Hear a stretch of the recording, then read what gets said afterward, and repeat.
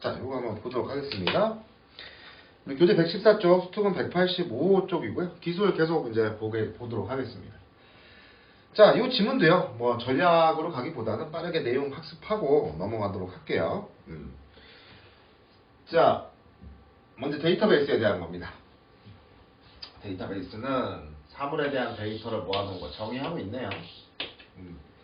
사물에 관한 정보 관리를 쉽게 해주므로 여러 다방면에서 활용이 되고 있어요. 오늘날 대부분의 상용 데이터베이스는 사물들 사이의 관계를 표로 나타내요. 데이터를 정리하는 이제 관계형 데이터베이스다.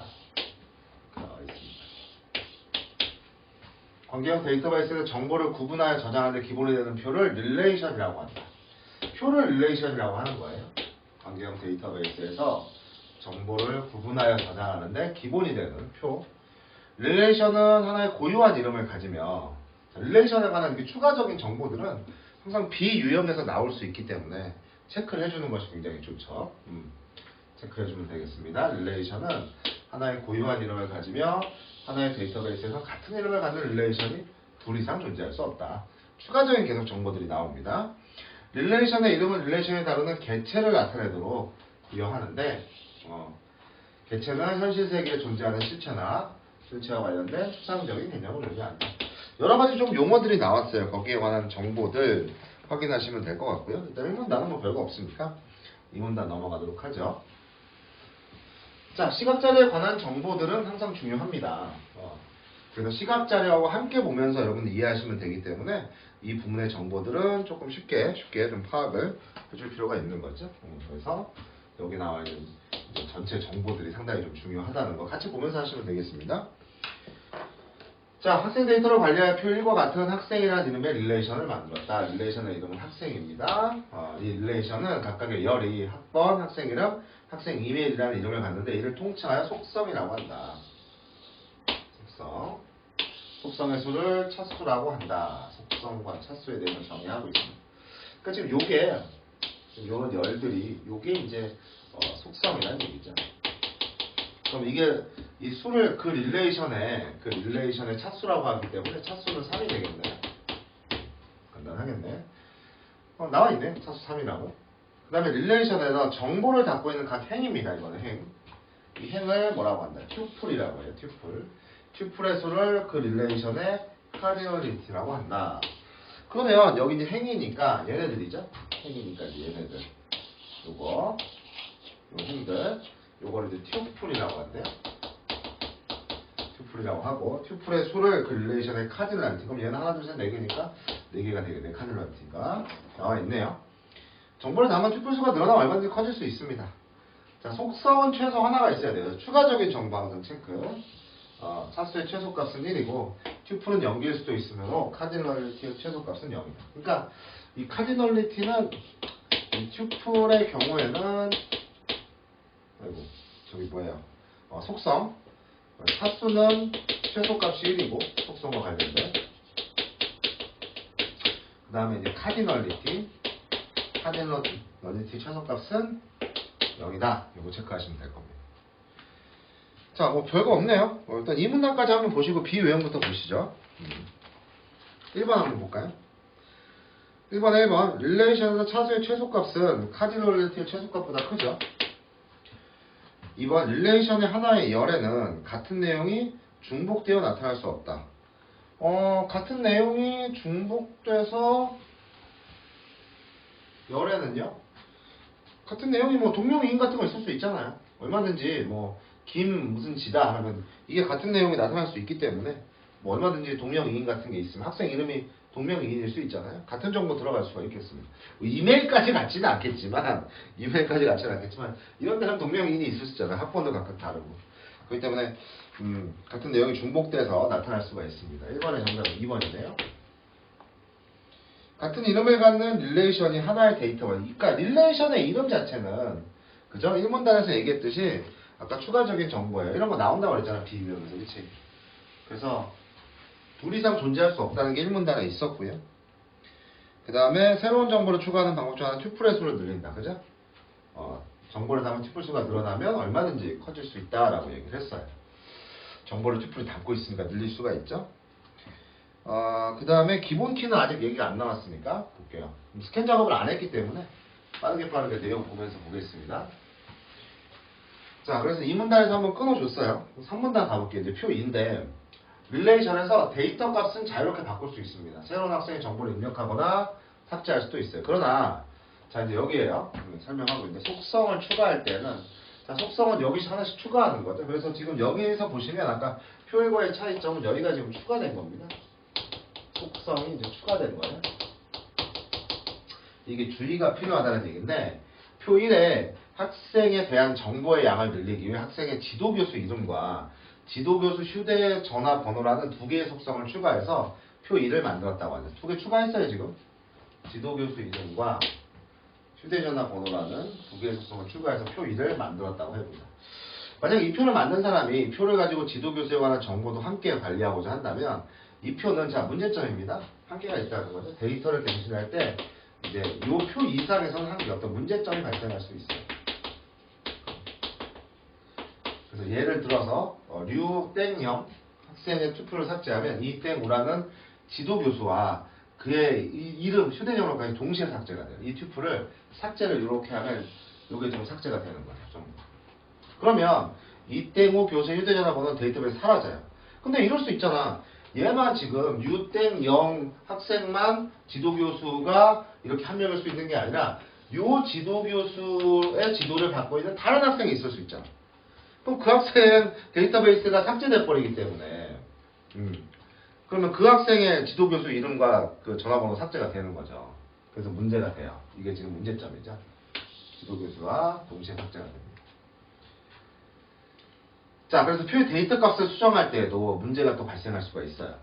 세 번째 튜플에 손땡철 교수의 휴대전화 번호를 변경하면 여기 이제 변경을 하잖아. 그러면 첫 번째 튜플에 손땡철 교수의 휴대전화 번호와 일치하지 않게 돼요. 그러니까 만약에 여기를 수정하면 여기는 어떻게 하냐 이거지. 그지? 이게 문제가 돼요. 이런 상태로 두게 되면 손땡철 교수의 휴대전화 번호가 어느 것인지 불확실해져. 이를 방지하려면 표에 있는 걸 모두 변경해줘야 돼. 굉장히 좀 번거로운 상황이 돼버리는 거죠. 그리고 만약 지도학생이 없는 교수를 데이터에 추가하자고 하자면 어떤 일이 생길까? 지도학생이 없는 그런 교수를 추가하고자. 예를 들어서 김무슨혁이라는 교수를 없지만 휴대전화 번호를 기록하려면 새로운 튜플을 추가하면서 데이터가 없는 빈칸이 생겨요. 이걸 이제 널값이라고 합니다. 널값을 만들지 않는 것이 데이터 관리에 유의하죠. 그러니까 여기에 김땡혁을 만들고 뭐 전화번호를 이런 식으로 적었어. 이런 식으로 적었어. 그러면 여기 지도표가 없으니까 여기가 이제 비게 되는 거죠. 그렇죠? 그럼 이게 널값이라는 얘기지. 이렇게 생기게 됩니다. 그래서 문제점이 이렇게 생기게 된다라는 얘기예요. 자, 그럼 우리가 문제점이 발생했으니까 이걸 좀 해결을 해줘야 될 거 아니야? 그럼 뭐 이런 거는 뭐 그냥 읽으면 어렵지 않은 지문이니까 이러한 문제는 표에 잘못된 속성을 추가하면서 발생하는 거예요. 그러니까 아까 같이 이제 지도교수나 이걸 추가를 하면 잘못된 속성, 이게 이제 문제 어떤 원인이 되겠죠. 그러니까 표에 지금 잘못된 속성을 추가한 거예요. 잘못된 속성을 추가하면서 이제 발생하는 문제예요. 그래서 표 3의 기숙사 사생 릴레이션에서는 이러한 문제가 발생하지 않는다. 기존 사생의 튜플을 삭제할 수가 있고 남 땡후의 휴대전화 번호도 뭐 바꿔도 되고 바꿔도 되죠. 바꿔도 뭐 상관없죠. 새로운 사생의 정보를 얼마든지 입력할 수 있다. 우리가 예상하지 못한 혼란이 발생하지 않게 돼요. 그 이유가 무엇일까? 자, 질문에 대한 답변. 이게 이제 하나의 해결 방안이 될 건데 그러니까 얘는 지금 특별히 아까 이제 표 2에서 발생한 문제가 나타나지 않는다는 거야. 발생한 문제가 어쨌든 나타나지 않는다는 얘기죠. 표에서 발생한 문제가. 자, 두 표의 이제 근본적인 차이는 표 3의 기숙사 사생이라는 게 하나의 개체에 대한 것인 반면에 기숙사 사생이라는 표 2는 학생과 지도교수라는 두 개의 개체에 관한 것이라는 겁니다. 표 2의 일부 데이터는 학생에 관한 것이고 일부 데이터는 지도교수에 대한 거예요. 릴레이션의 이름은 여러 개의 개체, 하나의 개체를 가리키는 것이어야 돼. 릴레이션의 이름. 그래서 릴레이션이라는 건 결과적으로 이렇게 해야 해결 방안이 된다는 거예요. 하나의 개체만 가져야 된다 이거죠. 그러므로 표 2는 학생 릴레이션과 지도교수 릴레이션으로 분리가 되어 있습니다. 그러니까 이렇게 분리가 되면 안 된다는 거죠. 하나의 개체여야 된다. 이게 하나의 이제 해결 방안이죠. 이때 두 릴레이션에서 지도교수 이름이라는 속성은 공유가 될 수는 있어요. 이름이라는 속성은 공유가 될 수 있습니다.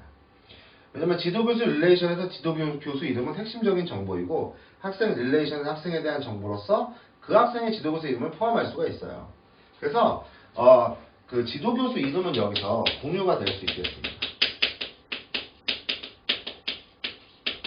추가적으로 이제 기본키 여기 나오네. 기본키를 지정받아야 되는데 기본키는 튜플마다 각각 다른 값을 가져 각각의 튜플을 구분할 수 있는 고유한 정보를 담은 속성 중에 선택합니다. 이름은 아까 동명이인 같은 게 있을 수 있잖아요. 뭐 이메일은 각각 다를 수 있겠고 호실도 이렇게 중복해서 있을 수 있지 않습니까? 그래서 고유한 정보 이름이 기본키가 됐을 때 생각해서 동명이인 아까 얘기했죠. 있을 수도 있으므로 적절하지 않다. 반면에 사생 번호는 두 사생이 공유할 수 없기 때문에 기본키 역할을 할 수 있다 이거예요. 그래서 기본키에는 널값이 합병되는 빈칸이 없어야 됩니다. 그러니까 기본키는 무조건 서로 다 다른 이제 고유한 정보여야 된다는 거예요. 중복되면 안 돼요. 그래서 널값이 없어야 됩니다. 자, 그러면 문제 한번 보시죠. 자, 1번부터 볼까요? 자, 1번부터 보시면 1번 아까 했죠? 1번에 5번은 저기 뭡니까? 아까 그 지금 4문단 여기서 한 거잖아요. 기본키는 고유한 정보를 담은 속성해야 된다고 했지? 그래서 1번은 아까 2번 풀어놨어. 깜빡했어. 자, 2번 기억과 니은을 비교한 내용 같이 한번 봅시다. 표 1과 지금 뭐예요? 표 1과 표 2를 비교하는 거죠. 기억과 니은의 차수는 같다. 기억은 차수가 3이고 니은은 차수가 5니까 틀렸죠. 2번 기억과 니은의 각각의 중복된 정보가 없다. 지금 손땡철 2번 나오지 않았어요? 표 2에? 그래서 안 되는 거고 니은 때문에. 기억과 니은에서 6대0에 대한 정보의 양은 같다. 기억과 니은에서 6대0에 대한 정보의 양은 표 2가 더 많죠. 왜? 속성이 추가됐잖아. 속성이 추가되면 정보가 많은 거기 때문에 당연히 정보의 양이 같지가 않죠. 4번 기억은 니은과 달리 새로운 학생에 대한 정보를 튜플로 추가했다. 둘 다 뭐 추가할 수 있어요. 밑에 계속 튜플 추가해주면 되잖아. 관계없고요. 5번이 답이라는 얘기네. 니은은 기억과 달리 하나의 튜플만을 수정하면 문제가 생기는 경우가 있다. 그렇죠? 방금 봤죠? 표 2가 가진 어떤 문제점이죠. 개체가 지금 두 개이기 때문에 하나의 튜플만을 수정을 하면 데이터베이스에 문제가 생겨. 뭐 널값을 갖게 되는 경우도 있고 여기를 수정하면 여기가 또 문제가 생기고 이런 거 봤지 않습니까? 자, 표 3 이해한 거 보자. 이제 뭐 이거는 어차피 CU형 4문단일 테니까 카디널리티가 4인 릴레이션이다. 카디널리티 4 맞죠? A01, A03, A04까지 행이라고 그랬으니까 4 맞아요. 기숙사 사상이라는 개체라고 그랬죠? 5개의 속성을 나타내는 5개의 열이 있고요. 도, 땡, 호를 포함하는 행을 삭제를 하면 301호와 관련된 정보가 표에 사라진다. 그건 아니죠. 왜냐면 김땡지가 있잖아. 얘도 301호에 있는 애잖아 지금. 그지? 그래서 3번의 정답은 4번이네요. 휴대전화가 없는 사람이 추가될 가능성도 있으면 우리 그렇게 생각할 수 있잖아. 이따가 이제 이 지문을 독해할 때 휴대전화 번호도 기본키가 되는 거 아니야? 각각 다를 텐데? 이럴 수 있잖아. 근데 뭐 우리 이런 경우는 극단적으로 생각해 볼 수 있지 않아요? 뭐 휴대전화가 한 대만 있어서 둘이 뭐 같이 쓴다든지 그런 경우가 없으려나? 아니면 휴대전화가 없는 사람이 있을 수도 있으니까 그쵸? 그래서 기본키로 적절하지 않습니다. 넣을 값이 있으면 안 되는 거죠, 기본키는. 자, 그 다음에 4번 볼게요. 보기의 표에 대한 거. 자, 이거 뭐 표 보시면서 하면 되겠네. 새로운 사례와 정보가 나왔어요. 자, 기본키는 튜플마다 중복되지 않는 고유한 값을 주문번호로 정하는 것이 적절하다. 괜찮네요. 네. 제주사 대표라는 열은 주문과 관련성이 떨어지므로 그렇죠. 떨어지죠. 현재의 표는 릴레이션으로 적절하지 않아요. 왜냐하면 관련성이 있는 정보를 해줘야 된다고 그랬으니까. 3번 주문자와 제조사라는 두 개의 개체를 다루는 표이므로 데이터의 관리에서 문제가 발생할 수 있다. 지금 이제 보시면 주문자와 제조사라는 두 개의 개체를 다룬다고 했는데 주문 일자는 지금 뭐 이 주문자와는 크게 관계가 없어요. 관계가 없기 때문에 이게 이제 두 개의 개체를 나눌 때 이 주문자와 제조사라고 나누는 것 자체가 문제가 있습니다. 그래서 데이터의 관리에서 이것 때문에 문제가 발생하는 건 아니고요. 그래서 정답은 3번으로 보시면 되겠고요. 차라리 4번과 같이 주문으로 그렇게 릴레이션을 분류할 때 주문으로 나누게 되면 주문 일자가 주문에 들어가잖아요. 개체는 관련성이 있어야 되기 때문에 차라리 주문과 제조사로 나누는 게 훨씬 더 낫죠. 그래서 주문에 관계된 거를 이제 주문 상품이나 주문자나 주문량, 주문일자 이렇게 보고 제조사명, 제조사명, 제조사대표 이렇게 나누면 될 거야. 자, 주문번호 003의 주문에서 주문량을 25로 변경하여 해당 튜플 하나 수정해도 당연히 뭐 다른 튜플에는 문제가 생기지 않죠. 전혀 뭐 바꿔보면 되는 문제이기 때문에 전혀 문제가 없을 겁니다.